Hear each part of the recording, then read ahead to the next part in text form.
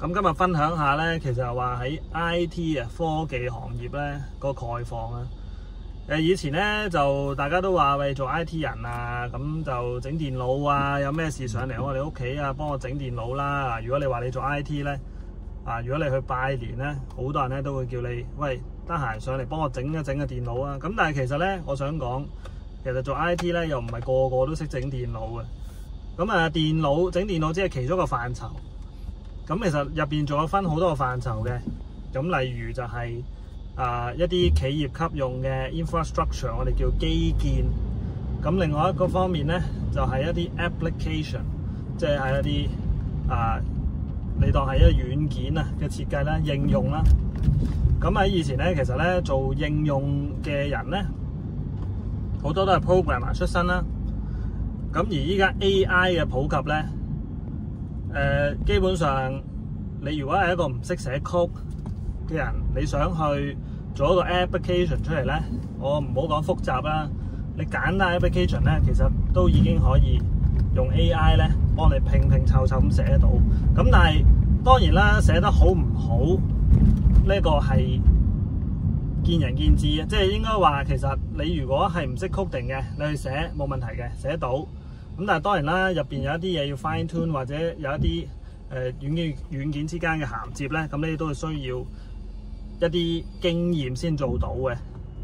咁所以話咧，其實依家個概況就係，除咗我撇除家用級嘅人士嚟講啦，如果企業級嘅人士佢係想投身 IT 呢個行業咧，去做一啲企業嘅服務咧，咁基本上咧，其實依家咧最 hit 咧都係學 AI 同埋學 security 啦，即係呢個安全網絡安全。咁講每一個範疇咧都可以講幾日嘅。咁今日簡單講就係 AI 其實嚟緊就一定係一個趨勢啦。咁好多一啲應用會隨即令到我哋方便咗嘅。就算係公司企業，依家好多都應用都睇緊個應用係點做啦。咁當然咧，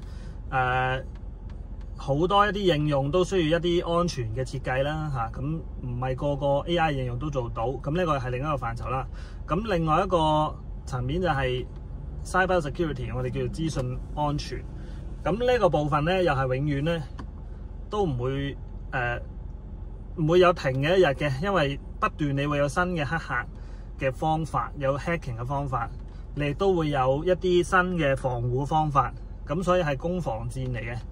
咁呢個又係永遠唔會完嘅 topic 嚟嘅，所有企業都要用。